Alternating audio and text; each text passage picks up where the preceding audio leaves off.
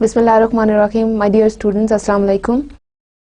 Today we are going to talk about novelists in early Victorian period. This is your lecture number 18 and class is History of English Literature, and this is ComSat's Virtual Campus Islamabad. So my dear students, as previously we were talking about poets in early Victorian period. So today our focus would be on novelists in early Victorian period. My dear students, as I told you that this was a time, Victorian period was a time when the novel was on its peak, okay, as compared to poetry or prose. So here, dear students, you'll have to draw a comparison, like why novel was on the peak and why not poetry. Okay, previously when we were talking about romantic era, so at that time poetry was on the top level, okay, and before that, if we go back to the Elizabethan era, so at that time drama was on the peak, okay. So with the passage of time you can see like the trends in the society, they are being changed, and people, they are inclined towards certain different things, okay. So here novel is very much important as far as the Victorian period is concerned. So we'll talk about some eminent novelists today along with their works, and basically what are their themes, okay. Today this is the outline of the lecture. We'll talk about Charles Dickens. He is a novelist in the first half of the Victorian period, and then William Thackeray, okay. So these are the two major novelists in the Victorian era. So there are some minor novelists as well. So I'll just you need to be familiar with the major themes of any particular era, and that's it. So it would be very easy for you to analyze those minor novelists as well, okay, and we'll focus on their works and the themes in that era. All right. So first of all, let me give you the briefing of the Victorian period, what was basically happening at that time, okay, why novel was so much important at that time. Now novel got its position, a higher position in the society. What were the reasons behind it, okay. As you could see, the industrial revolution which was there, and people, the shifts of the classes as well, the landless people, they were moved to the cities in order to work in different industries, okay. So there was a kind of shift of middle class, lower class, and the lower classes of the society, you can say they became the working class, all right. And there was a reform bill as well which was passed in England, and there was one more bill relevant to women that was passed, and women got authority in the society as far as the property is concerned, the divorce right is concerned, and taking care of the kids is concerned, okay. So basically women became powerful in the Victorian period, okay. So that is why you could see like women, they were allowed to go to the universities, and they got too many opportunities to get themselves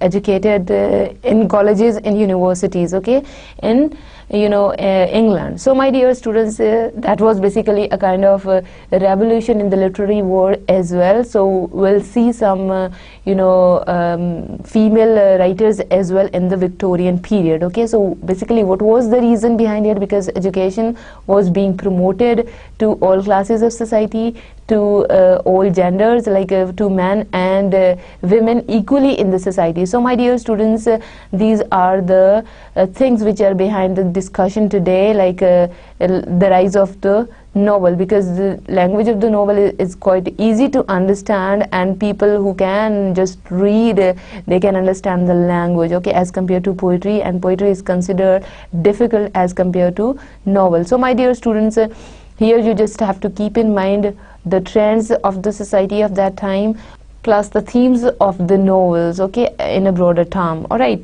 So my dear students, this is the picture of a novelist. The name of the novelist is Charles Dickens. So I'll tell you his biography first, okay. So in order to know about his novels in a good way, as time and again I tell you why there is a need to tell you about the biographical elements and the other things like about education, something like that relevant to any writer or poet. Like it would be very easy for you to analyze any piece of work, like any kind of tragedy which the writer faced during his lifetime. So there would be a reflection depiction of that tragedy in his writing. So it would be quite easy for you to understand the language of the novels plus the themes of the novels as well. All right. So he was born in Portsmouth on 7th February 1812. Okay, 1824 Dickens worked as a Warren Blacking warehouse. All right, in 1824 Mr. Dickens' Charles father taken to debtors prison, family goes with him. So basically here you can see like when he started working in a warehouse, fine, so in the same year his father was taken to debtors prison and family goes with him as well. All right, so the novels which he would write, Charles Dickens would write after certain kinds of tragedies in life, so you'll see the reflection of all those events in his writing. All right, so my dear students, imprisoned from February to May 1824. So this prison was just of a few months, okay, from February to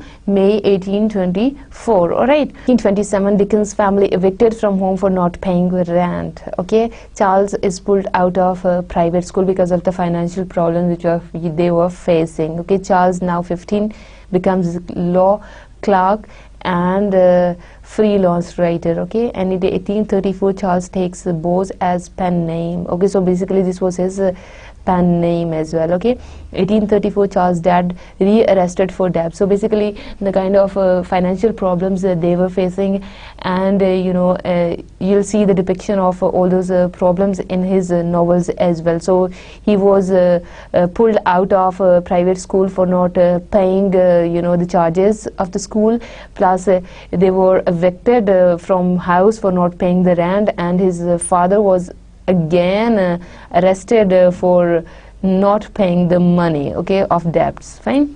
So basically this is all about Dickens. Okay, this is his publication, that is, the name of the publication is Sketches, and that is by Bose. This is his pen name, his literary name. Okay, 1837 the Pickwick Papers. So here, my dear students, you could see like two publications by Charles Dickens. So he started publishing his works from the year 1836, okay, and on a personal note as well. So here, okay, my dear students, here you could see in this picture like the scenes and the characters from the works of Charles Dickens. So here in this book you'll see the depiction of the characters plus the description of all the sceneries from the works of Charles Dickens over here in this book. Okay, here comes the bride. So here basically we are talking about his wife Catherine. They got married in 1836 and they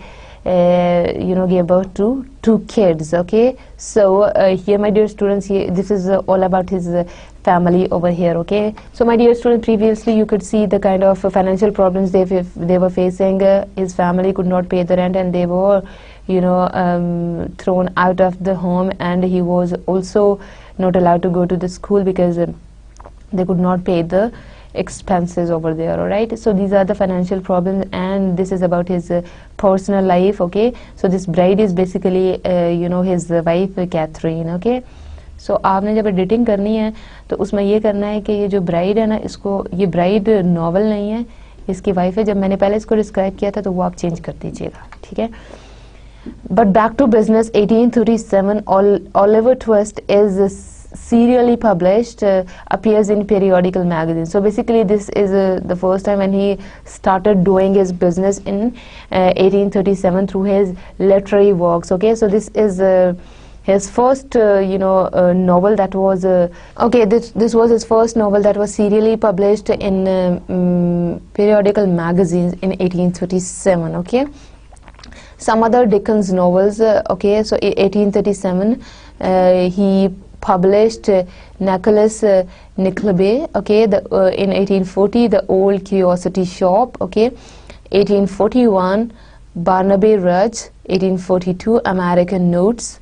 1843 A Christmas Carol. 1844 Martin Chuzzlewit. 1844 The Chimes. 1845 The Cricket on the Hearth. 1846 The Battle of Life. 1846 again Dombey and Sons. So basically these are some works of Dickens. 1850, David Copperfield. 1853, Bleak House. Same year, A Child's History of England and Near Nervous Breakdown. Okay, and you can say 1854, Hard Times. 1857, Little Dorrit. 1859, A Tale of Two Cities. 1861, Great Expectations. 1865, Our Mutual Friends. 1869, The Mystery of Edwin Drood. So this was unfinished work, and he could not complete this work. So basically these are his works. So in the third one on this slide, you can see A Child's History of England, okay, and A Near Nervous. So basically the kind of problems he faced during his childhood. So here you could see a depiction of all those problems here. So he was near nervous breakdown while writing this novel. All right. What was happening in 1837 at that time? King William IV of England dies, okay, in 1837. Victoria becomes Queen of England. Okay, Benjamin Disraeli delivers his first speech in the House of Commons. Okay, Benjamin Disraeli delivers his first speech in the House of Commons. So it was basically the scenario, the political scenario of England at that time, and the year is 1837. Okay, and in the arts. So let's go towards arts now. Here in 1837, okay, Nathaniel Hawthorne published Twice Told Tales, and it becomes a bestseller. Okay, William H. Prescott publishes. Okay, William H. Prescott publishes The History of the Reign of Isabella and Ferdinand. Okay, Okay, John Constable died, English landscape painter. Okay, so basically these were the happenings in art at that. Berlioz completes Grande Mis des Morts Opus 5. Okay, so these were the happenings in the art during that era as well, just to set your background knowledge on the broader level what was happening during that era. All right, in the science.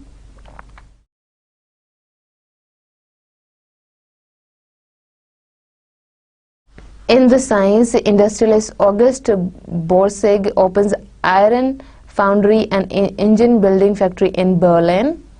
Okay, Wheatstone and Cook patent electric telegraph. Samuel Morse exhibits his electric telegraph. Dutchman Johannes Diederik Bohr he got Nobel Prize in physics in 1910 later on. All right. So basically in the science, these were the developments. We talked about arts as well, about the society, the political issues which were going on during the Victorian period. So basically this is the broader picture of that era. Okay, themes in Dickens novel.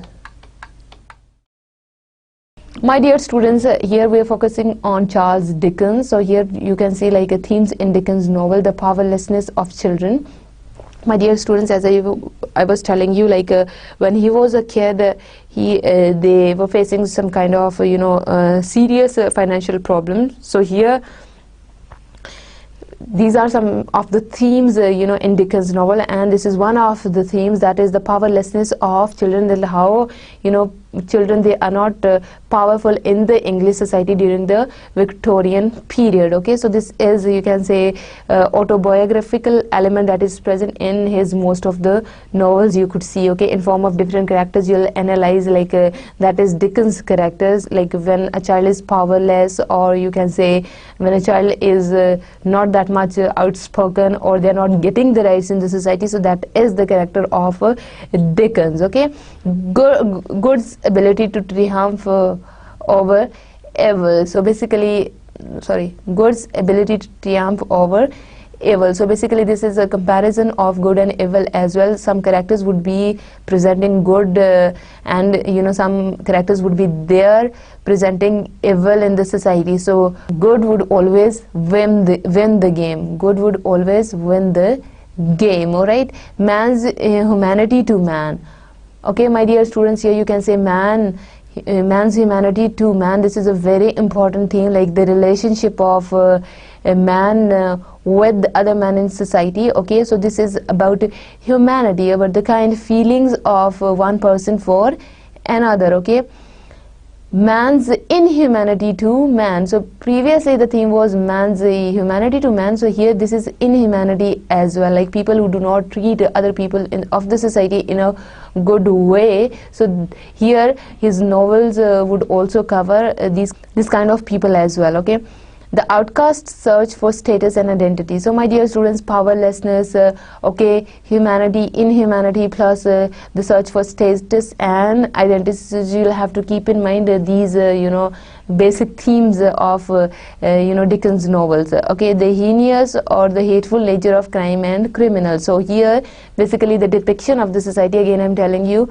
Victorian novels, these are the true depiction of the Victorian society. So here this is the hateful nature of crime and criminals as well. So basically when you read his novels, so you'll get to know like the things which are present over there. Then you'll analyze the theme of powerlessness of children as a kid, what he used to feel about society, the kind of power he wanted to have when he was a kid, plus the comparison of good and evil, and then humanity and inhumanity, and plus the search of status and identity, plus the hateful nature of crime and criminal. So here basically this is not about criminals only, this is about the nature of crimes as well. All right,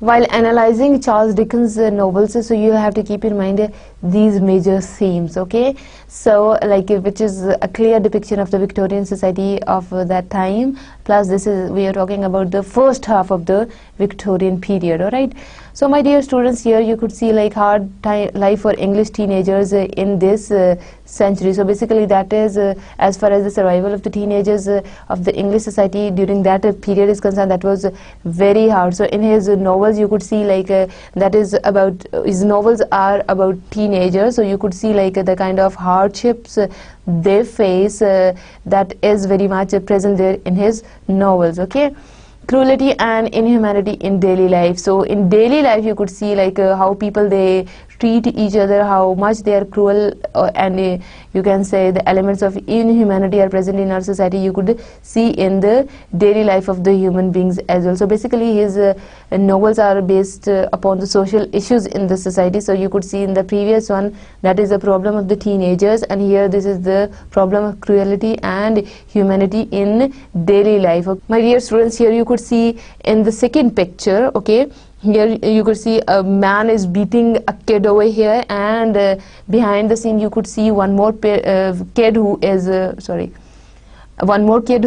weeping, who is crying. Okay, so here this is the depiction of the Victorian age, like how kids they are powerless. Okay, because nobody takes care of their rights in the society, and as you know that Charles Dickens, he was facing the financial problems as well. He was thrown out of the school due to financial problems. So basically this is a problem. So in the first picture you could see a teenager, some people are running behind him, I don't know why, and there is one more one more teenager who is on the floor over here, and they are not taking care of him as well. So this is one thing that is in the first picture, that is like how they treat teenagers, and in the second one this is cruelty and humanity in daily life, that is how they treat their kids. Okay, all the kids of the society, how do they treat. Okay,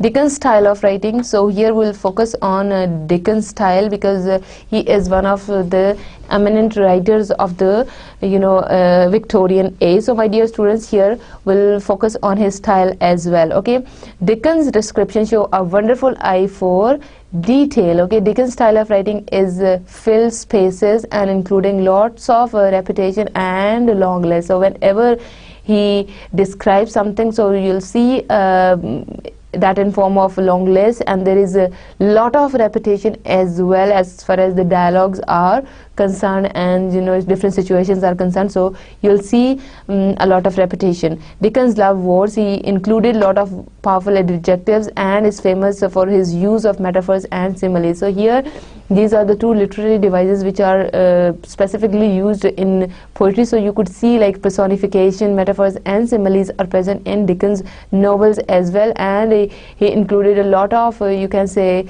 powerful adjectives as well in order to describe something. Okay, so this is also one of the characteristics of Dickens writings. Okay, so my dear students, here you'll just have to focus on repetition, detail, okay, adjectives, metaphor, simile, rhythmatic, comic, sentimental. So these are the poems which are in capital letters as well, so you could just focus on them as well. From the early 1850s, Dickens gave public readings of his novel. His writing is rhythmatic and designed to be read out loud. So basically this is, here you could see like he follows the kind of poetry style in his novel, so that is rhythmatic, so it is designed to be read out loud. So loud reading is required in order to enjoy his writing. Okay, the effect is comic or heartbreakingly. Okay, so here my dear students, that is the element of comic you can say you can find out in his novels as well. The tone becomes sentimental, so with the passage of time you could see you'll feel out the tone is becoming sentimental. So my dear students, like his descriptions are full of details. You could see a lot of repetitions in his novels, plus use of a lot of adjectives, metaphors and similes, plus a rhythmatic tone is there, so that is made for reading loud. Okay, the effect is comic and sentimental as well. Tone is sentimental. Okay, my dear students, so this is all about Dickens' style, why he is very much famous among the Victorian novelists. So these are some of the characteristics as well. All right. Techniques for characterization. So you'll see a lot of characters in his novels as well. So what are basically the techniques of his characterization? Physical description, telling us what the character looks like.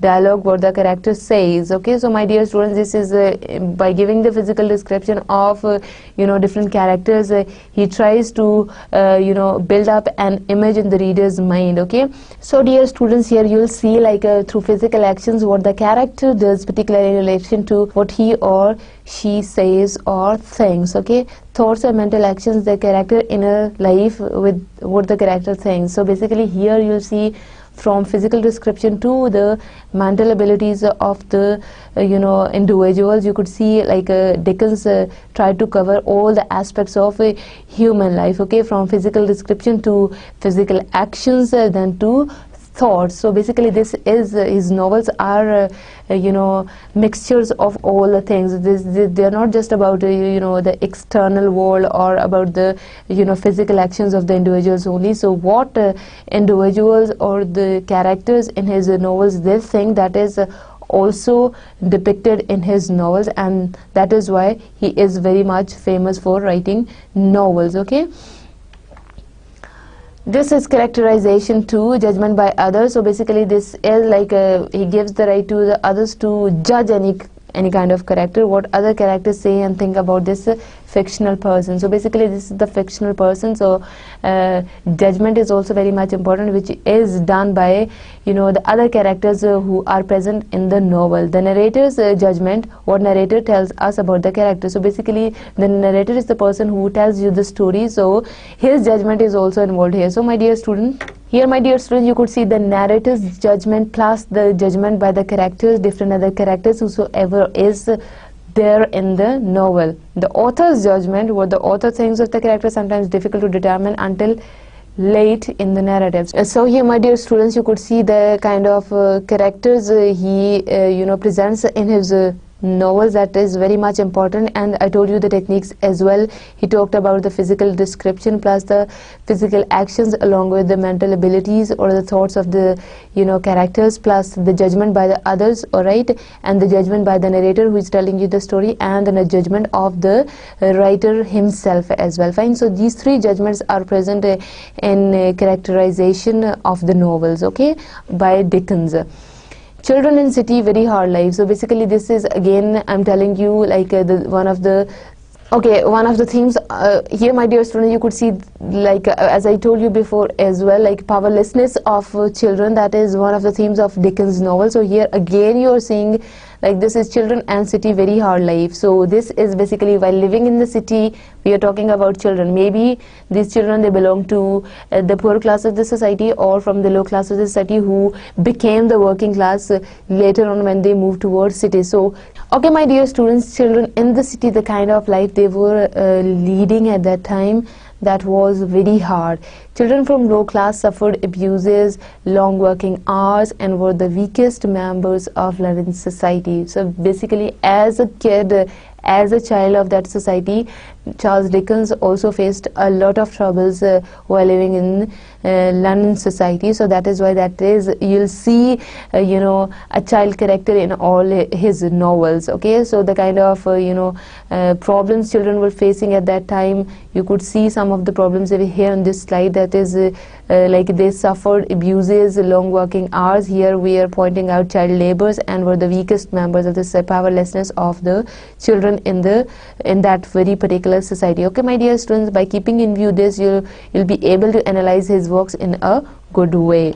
No children from upper class, easy life, dance, food, facilities, okay, and facilities. So my dear students, here you could see, like in this picture, here some of the children are also here. So they are like here in his novels, he won't be talking about children who belong to the upper class of the society, and they also face the same kind of problem. Not at all, my dear students. This is whenever he talks about suffering, about pains of children, so those children, they belong to the low class of the society, not to the higher class of the societies, because they have all the facilities of life. They can dance, they can eat any kind of food, and they have all the facilities as well. So in this picture you can see so my dear student, here you could see a child who is in this picture, a child who is using a musical instrument over here. Okay, so their life is very much different. So in the previous one, here you could see,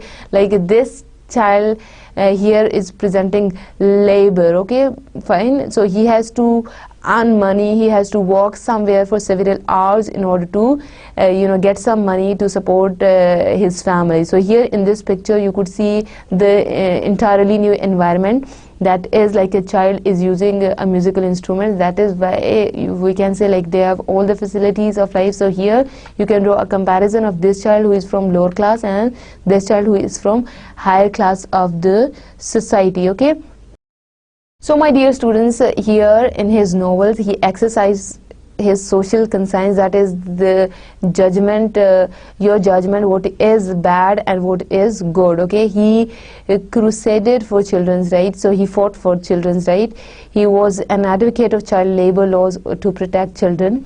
He opposed cruelty, deprivation, and corporal punishment of children. He believed in and lobbied for just treatment of criminals. Okay, dear students, like in this exercise of moral conscience, you could see everywhere morality, the elements of morality, like the need of moral values in the Victorian society. You could see the or feel the essence of all these values here. Okay, like the way he has depicted kids in his, or children in his novels. So here you can see, like, he is against the cruelty, deprivation, and corporal punishment of children, plus he is against child labor. Okay, and he believed in and lobbied for just treatment of criminals. So basically these are the elements of the moral conscience which are present there in his novels. Okay, to watch out for.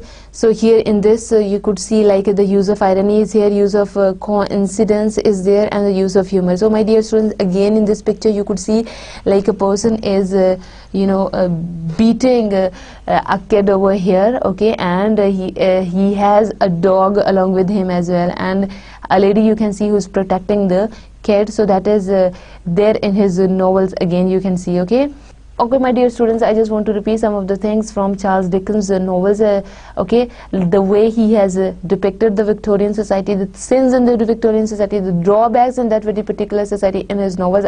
We talked about that. Okay, Dear students, what you have to note down over here is that the autobiographical elements which are present in his most of the works, you can see the powerlessness of children or child labor, and that is you could see like through different characters.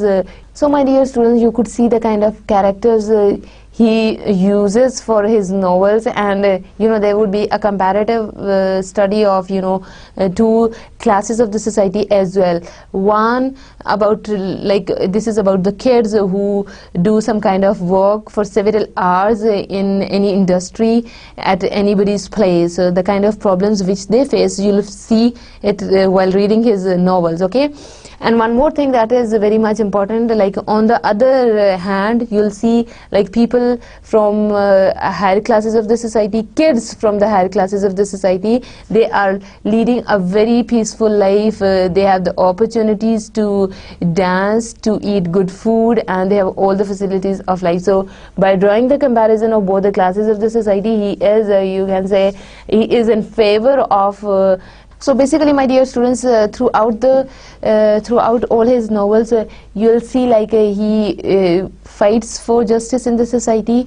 He is on the side of the weaker class of the society. Plus, he always tries to highlight the social problems of the English society of that time. So basically, again I am telling you, like the Victorian, first half of the Victorian era, that is full of chaos, full of restlessness. There was no instability in the society. So my dear students, you'll see all those elements in his works over here as well. So he fights for injustice, he fights for the rights of the human beings in the society. So that is why he was an advocate of the child labor, okay? He was against child labor in the society, fine?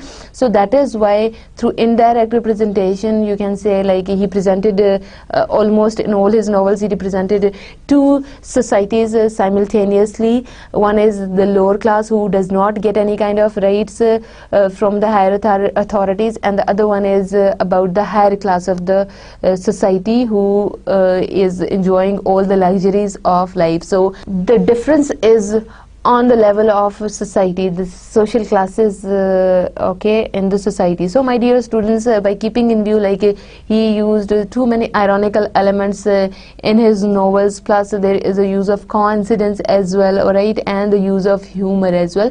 So humor is combined with the irony. So this humor is not like a typical humor, like you want to throw jokes to, you know, the reader, so basically they would enjoy your reading. So basically this is not the point. This is a satire on the society, on the Victorian society, you can say, and the use of the ironical language is also there, that is try to highlight you know, anything in terms of any other. For example, like with the depiction of the child labor, all beating the kids in the society. What is this? This is the irony on the Victorian society. Alright, so my dear students, by keeping in view everything, like he had faced a lot of problems in his life, like financial problems, inequality problems in the society, he did not get the rights or so on. So you will have to analyze his novels in this way, like the autobiographical information you have to mix along. So in this way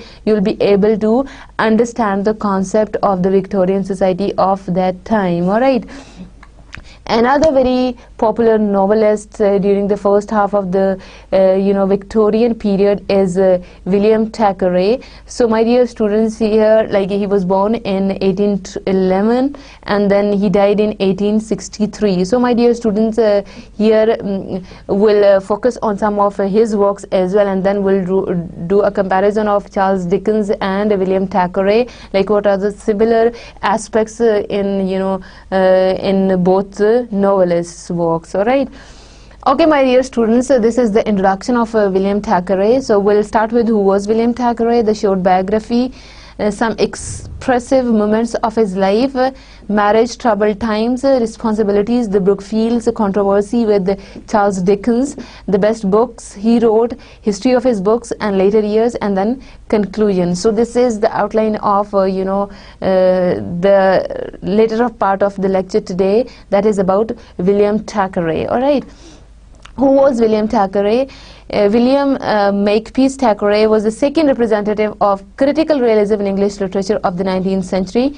Dickens and Thackeray were such near contemporaries that their work was often compared, but Thackeray's life was different from that of Charles Dickens. As a child, or you can say as a teenager, the problems which Charles Dickens he faced in his life, those are very much different from William Thackeray's. They both had different lives. So my dear students, he is the second representative of critical realism in English literature in the 19th century. Okay, so mostly people think that the themes in William Thackeray's novels and Charles Dickens novels, those are very much similar with each other, but basically this is not the case, because their life experiences are entirely different from each other's. Fine. Okay, the short biography. William Makepeace Thackeray was born in Calcutta, India, as the only son of Richmond Thackeray, a collector in the East Indian Company service. Okay, after his father died, he was sent to home to England. He was educated as a Charterhouse and at Trinity College, Cambridge. Thackeray abandoned his studies without taking a degree, having lost some of his inheritance of £20,000 through gambling. Okay. In the beginning of the 1830s, he visited Germany, where he met Goethe. Okay, during 1831 and 33, Thackeray studied law at the Middle Temple, London, but had little enthusiasm to continue his studies. In 1833, he brought with large heritage to national standard, but lost his fortune a year later in the Indian bank failures and other bad investments. According to an anecdote, Thackeray offered to undertake the task of illustrating Dickens' Pickwick Papers in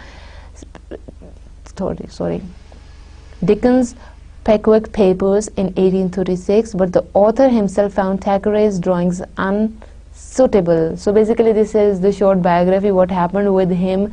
Basically he was born in Calcutta, India. So later on he was sent to home to England, so his homeland was England. Okay, so his father was there in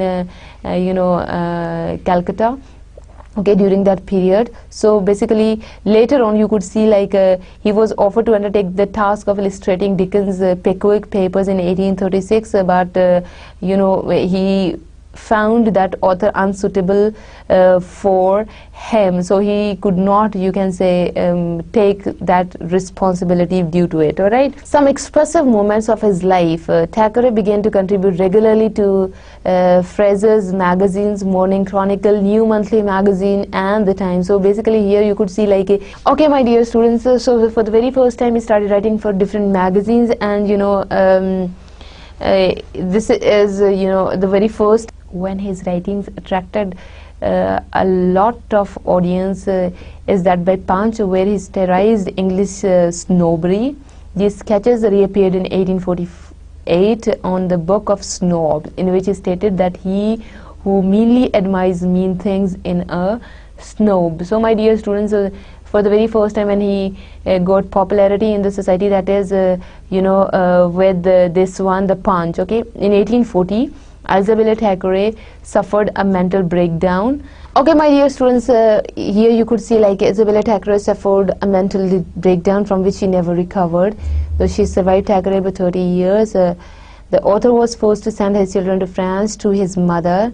The children returned to England in 1846 to live with him again. Okay, so basically his wife was so my dear students, here you could see like she had that problem, and then he sent William Thackeray sent his children to France.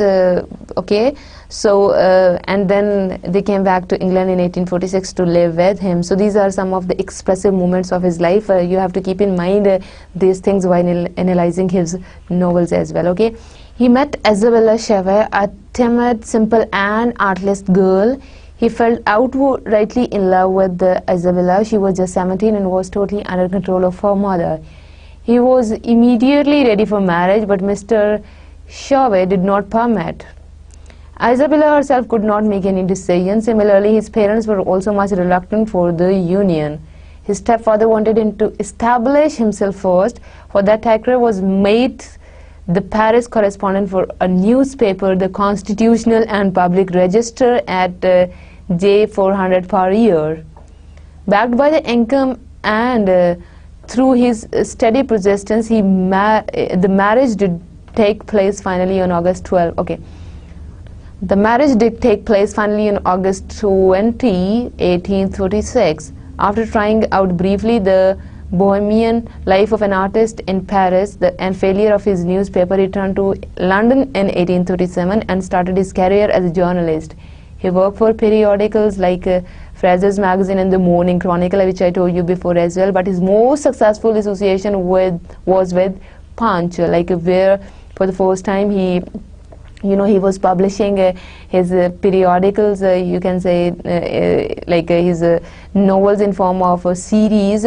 So this was the first magazine where he got popularity. Okay, Thackeray worked as a freelance journalist for about 10 years, publishing literary criticism, art criticism, article and fiction, either anonymously under a number of comic pseudonyms. Often he used absurd pen names like George Savage, Fitzboodle, Michael Angelo T. Marsh, Theophile, and so on. So basically these are his absurd pen names as well. Okay, Thackeray began writing as many articles as humanly possible and send them to any newspaper that would print them. So basically this is all about his marriage, like the kind of sufferings he had to face while getting married, and then he got a job because his parents were not willing for him to get married without getting a proper place in the society. So this is all about, like, he started working for different magazine, and Punch was the first magazine from where he got the popularity. And we talked about his pen names as well over here, all right? So basically he started writing, so he used to send those writings to any magazine wherever that is easily printable. Fine. So this is all about his marriage plus his start of the career as well. All right. Paris fashions for January 1864. So basically these are the fashion trends among ladies at that time. So you could see those fashions for January 1864 here in this picture, all right? Okay, troubled times. Thackeray and Isabella Chauvet had a happy life during their first years of marriage, but as financial demands forced Thackeray into more and more work, Isabella became isolated and lonely. As I told you that she was artless, she was timid, and she was a very simple girl. The happy years of marriage was eclipsed by the tragic death of their 16th daughter Jane. She was born in January 1838. She died for a respiratory illness. She died of a respiratory illness in March the following year. Harriet Marion, their third daughter, was born in 1840. It was at this time that Isabella fell victim of mental illness. After a few months, she started displaying suicidal tendencies, and as it was difficult to control her, she was placed in a private institution. Doctors told Thackeray that all she needed was a change of air. She was taken to her mother in Ireland, where she attempted to drown herself in the ocean. Thackeray began a series of futile searches of her cure. He took Isabella to various spas and sanatoriums, at one point himself undergoing a water cure with her. Since he wouldn't go at it alone, he continued to hope for some time that she would make a full recovery. He was forced to send his children to France to his mother. So my dear students, here you can see his tragedy, his troubled times, fine, like the way his wife was suffering with a mental disease, and their second daughter died because of respiratory illness. So these are the tragedies in his life. So my dear student, what is the point of telling you all these things? Like, when analyzing, I told you the years as well. So while analyzing William Thackeray's novels, you should be able to know what was basically happening with him at that time. Okay, what was Isabella's situation, where was she, and you can see like a clear depiction of all those realities in his novels as well. And then when his kids were not with him and he sent his kids to his mother in France in order to take care of them in a good way. So what was his situation at that time? So you'll see the autobiographical elements, okay, the elements from his life experiences over there in his novels when you analyze them. All right. So what were basically his responsibilities? Okay, Thackeray's children returned to England in 1846. So basically this is in form of a whole story. He sent his children to France in order to take good care of them. She sent them to her mother's home in France. Okay, so his children came back to England in 1846. He gradually began paying more and more attention to his daughters, for whom he established a home in London. Eventually, he resigned himself to Isabella's condition and was seemingly indifferent to the circumstances around her and the children. He raised his daughter with the help of his mother, who was never satisfied with the governess Thackeray Hyde. The touching reminiscence of Annie Thackeray's biographical introduction to his work portray him as a loving if busy father. He started the serial publication of his novel Vanity Fair, that is a very popular novel, in 1847. It brought Thackeray both fame and prosperity. From then on, he was an established author on the English literary scene. Dickens was then at the height of his fame, and though the two men appreciated each other's work, their admirers were fond of debating their comparative merit. So my dear students, here you'll see like the kind of the biographical introductions in his okay, my dear students, here you could see some biographical information from Annie Thackeray's biographical introductions as well, okay, where she describes her father very busy but very loving as well. Okay, so here, my dear students, you could see like Dickens, these are his responsibilities. He had to take care of his daughters a lot after when his wife was facing some kind of illness. Okay, so he had to take care of his daughters along with his mother. Okay, along with that, so for the very first time he started the serial publication of his novel Vanity Fair in 1847 in a magazine. So it was for the very first time like he got the prosperity and fame as well. Okay, so at that time, as we were talking about Charles Dickens as well, he was on the heights of prosperity and popularity at that time. So here both the authors they used to admire each other, their works. All right. The Brookfields. During these years of success, Thackeray lived the life of a bachelor in London. He spent much time with his friends attending the social functions of a fashionable society. He became the constant attendant upon Jane Brookfield, the wife of an old friend from Cambridge. Okay, Thackeray and the Brookfields were involved in an increasingly tense emotional triangle.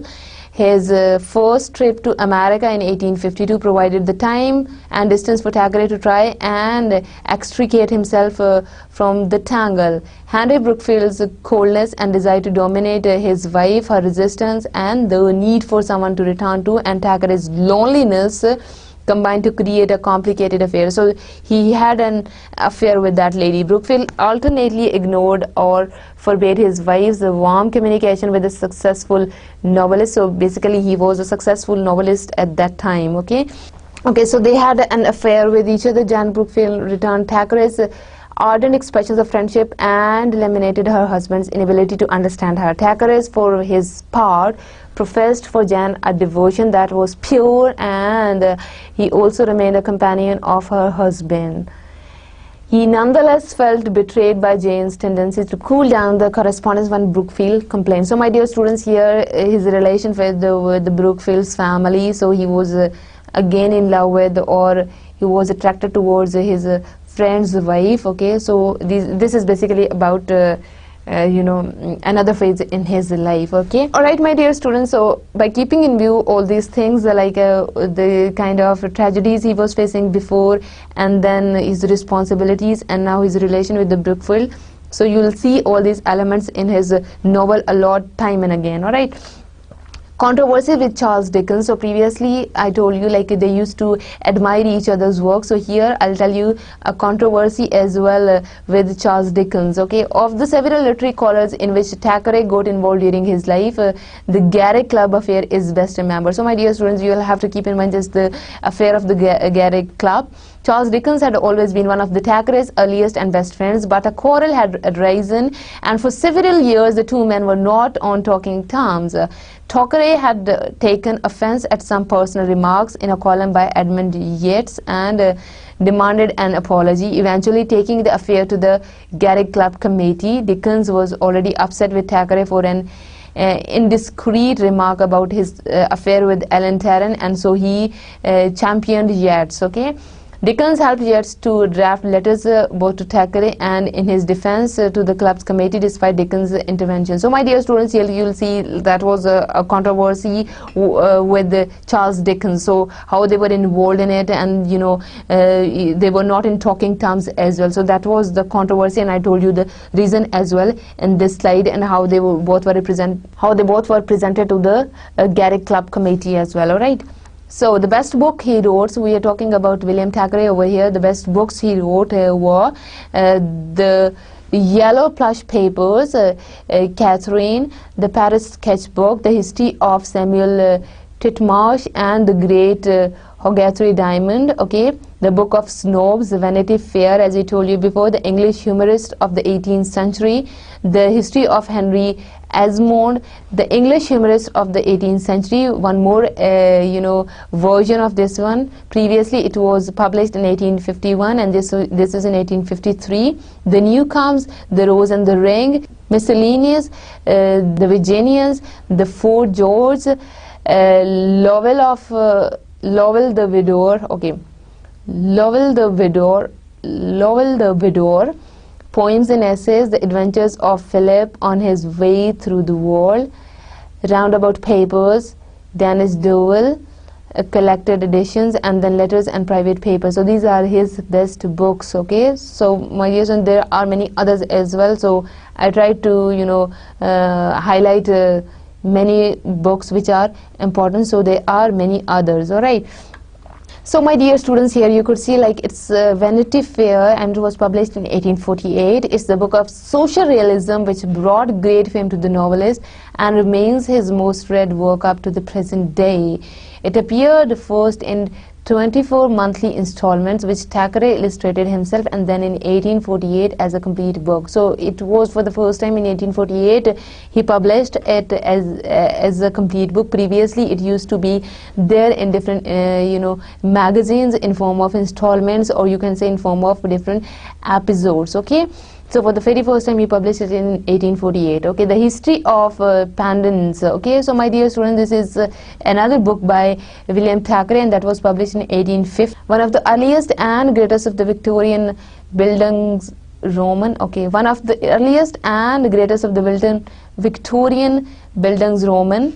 The introspective novel treats London, Bohemian and literary underworld and the romantic entanglements of its hero Arthur Pandens with comic inhibited style, son of a selfless widow. So basically this is a story of a son of a selfless widow. Pandens moves from one disastrous romantic involvement to another on the fringes of the corrupt upper classes. So basically this is all about the story of the history of Pandens, and that was published in 1850. Okay, so another work which was done by William Thackeray, that is Rebecca and Rowena, and that was again published in the same year as you could see the previous one in 1850. That is a satire on the Victorian admiration for all things medieval. This early work by the author of Vanity Fair is decidedly contrary. So my dear students, here you could see again this is a satire on the Victorian society. Again the name of the book is Rebecca and Rowena. So here it is, you can say like if you compare this this novel with the Vanity Fair, so you could see like this is decidedly contrary to that one. Okay, so the English humorist, and that was published after 2 years of Rebecca and Rowena. It was in 1852. So this is about English humorist of the 18th century.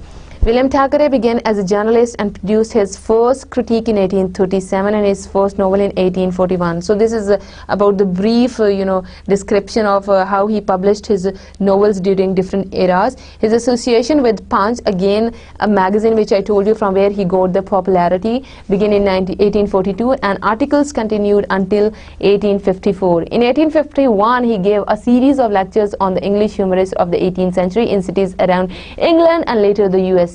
The collection of portrait biographies comprises Jonathan Swift, Congreve and Addison, Richard Steele, Prior, Gay and Pope, and Hogarth, Smollett and Fielding, Sterne and Goldsmith. These 7 lectures were delivered on Thackeray's American tour of 1852, as I told you before, but only the 6th lecture pertaining the English authors were published in England. The seventh Charity and Humor, appeared here for the first time. These lectures were a great success with the Victorian public and remain a witty, enjoyable and affectionate comment on the period by one of the England's greatest writers. So my dear students, this is all about his work, the English humorist of the 18th century. Fine. So this is done by William Makepeace Thackeray. Okay, my dear students, this is about this publication. The New Comes, that was published in 1855. So I'll just give you a gist of the New Comes.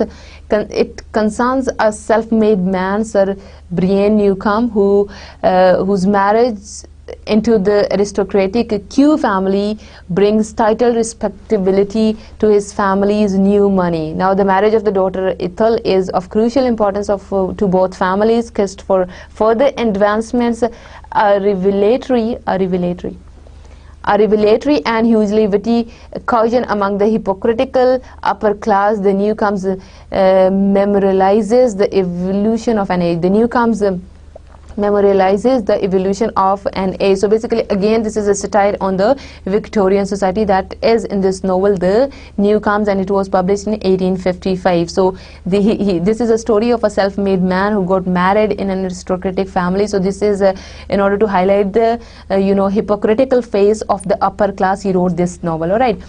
The Rose and the Ring, this is another novel by William Thackeray. Between the kingdoms of Paphlagonia and Crim Tartary, there lived a mysterious personage who was known in those centuries as the fairy black stick, from the ebony wand or crutch which she carried, on which she rode to the moon sometimes, or upon their exertions of business or pleasure, or with which she performed her wonders. So basically, this is the story of the Rose and the Ring. So this is a story of you can say a lady, all right.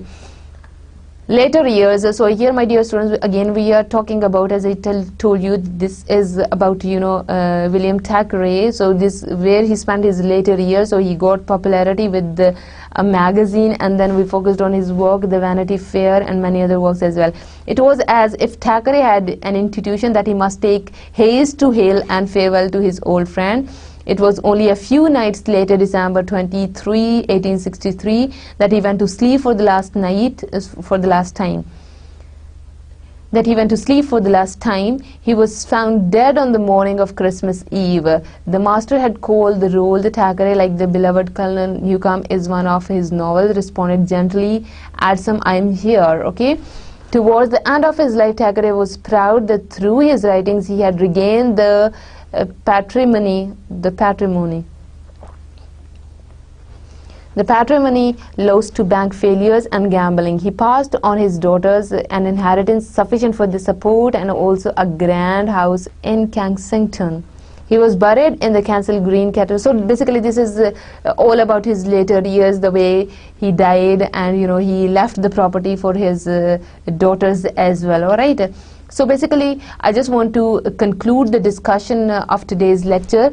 The last half of the lecture today, that is about William Thackeray. So I just want to conclude the topic today. The picture of the ruling classes of England created by Thackeray remains a classical example of social satire to this very day as well. So basically his writings are full of satire. As previously we were talking about Charles Dickens, his writings are about powerlessness of kids, about child labors, about society, about certain other issues which were going on at that time. So basically this is again a satire on the Victorian age. So my dear students, it all depends upon the situation, upon the circumstances which are there in any particular society. So I told you Victorian society is not, you can say that is not a peaceful kind of society. So writers, they were against the social norms, they were not maybe happy with what was happening in the society and the chaos that was in society, so they wrote against. So that is why this is again a kind of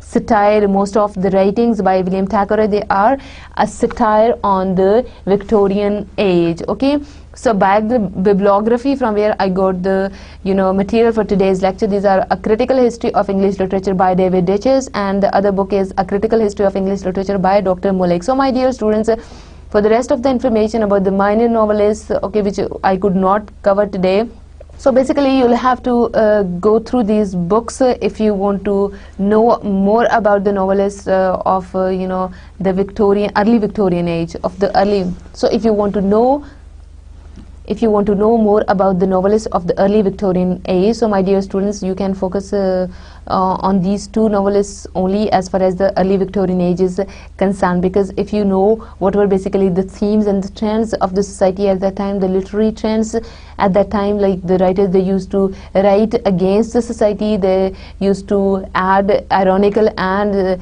sarcastic remarks in their writing, so the things would be clear to you. So I hope you enjoyed the lecture today. So my dear students, here we are moving in another way, like that was the rise of the novel, and you can say the in order to highlight the problems of the society in the novel, so we covered Charles Dickens and William Thackeray today. So hope to see you again with a new lecture that would be again relevant to Victorian age. So my dear students, have a nice day. Allah Hafiz.